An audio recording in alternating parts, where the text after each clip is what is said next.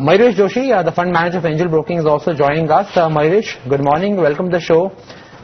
First of all, I think I should ask you, at present, what are you doing right now? Increasing cash allocation, holding on to the cash, or this sort of correction is looking like an attractive opportunity?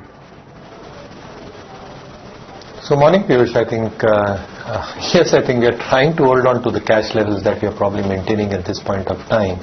But a large element in terms of the market reactions and the two key variables which is driving the market downwards, crude and rupee, I think the sentiments as well as the hit in equity markets, I think is a foregone conclusion. So to that bit again, I think we are buying very, very selectively, but in very, very minuscule quantities and in an absolute staggered way in quality names. So I think the frenzy in the equity markets can very well continue. But I think better entry points can also come through in the craziness that we are probably seeing in the equity markets over the next few weeks. Are there any spaces, Mayuresh, where you're actually booking profits or at least, lightening up your positions because possibly of an expectation of a further fall? I mean, is that something that you're also doing right now? Well, I think instead of lightening positions, I think what we're probably trying to do is reallocate the portfolios in the sense that the allocation that we've probably got, I think we are trying to get skewed towards more qualitative names at this point of time. So yes, I think spaces within the financial names, say private banks having a very strong liability franchise, good capital adequacy, even select NBFCs very, very selectively, a few of the export-oriented themes, pharma companies, for example, select IT names. I think we're being very, very selective in cherry-picking at this point of time. From Mayuresh, first up, what's the call here, Mayuresh? Revised buyback price, it's at a significantly hefty premium. In a weak market, I mean, do you think there could be accumulation for the buyback play on an L&T, or otherwise, would you recommend that those who are buying this or have this keep it in their portfolio? No, so again, Dipanshu, I think the logic here in terms of playing for the buyback doesn't work for stocks like L&T, because these are qualitative stocks which obviously report and result in decent earnings growth over a longer period of time. Now, what you've probably seen over the past few weeks, and my own sense is that there will be a lot of front-loading of domestic orders, and with the kind of expectations of execution expected to go through, I think the ROEs will definitely improve. What they've probably come out in their envisioned program, Project Lakshya, over the next 3 to 4 years, I think even if they're able to come close to those targets in terms of doubling their turnover, the ROEs improving to 18%, working capital which is almost at 20.5 coming down to 18%, that itself is going to be a huge earnings kicker for the stock. Couple that up with the kind of expectations that one sees with the crude movement, specifically on its international orders, the receivables position improves, the execution improves, adding on to the overall earnings perspective. Couple that up with the investments that they've got, and most of their arms are doing pretty well, including their tech arms. I think there is significant value for the long-term investor. So yes, I think anybody holding on to the stock should clearly hold on. Mayuresh, in fact, even you spoke about smart allocation and churning the portfolio.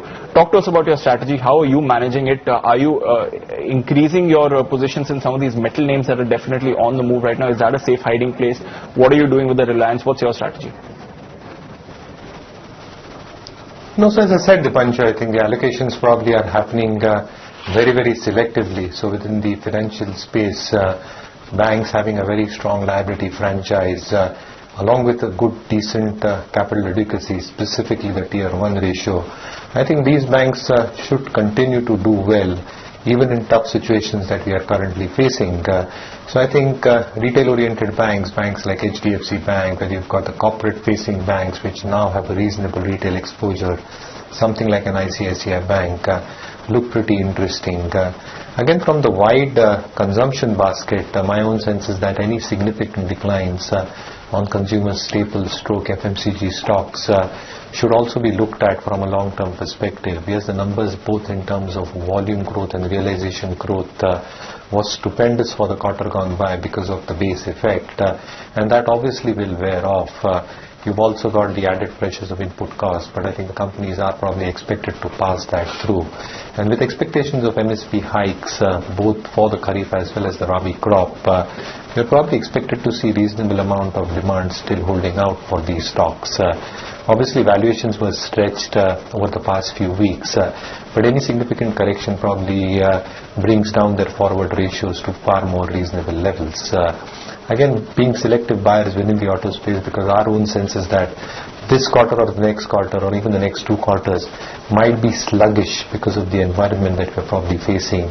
Higher crude prices, you've probably got higher ownership costs because of expectations of rise in interest rates, higher insurance premiums to be paid off.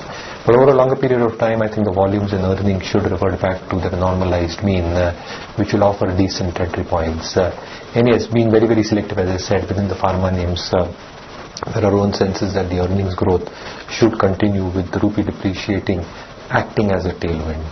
So I think being very, very selective, but allocating meager amounts at this point of time, because as I said earlier, I think you might get better entry points over the next few weeks. All right, that's the strategy that Mayuresh is adopting, being very, very selective, looking at quality at the moment, and of course a couple of those sectors that you can eye on. Some flashes at the bottom of your time this morning, then Mayuresh, Jay as well as Hemen, and running us through your reading of the markets. Autos continue to languish in trade, although that index is off the lows of the day, but nonetheless a 1.5% cut coming in. It's the energy names that are the top losers right now, 3% cut coming in on the Nifty Energy Index. IT names are also weak in trade, even as the currency continues to weaken significantly. TCS, watch out for that stock. Financials, of course,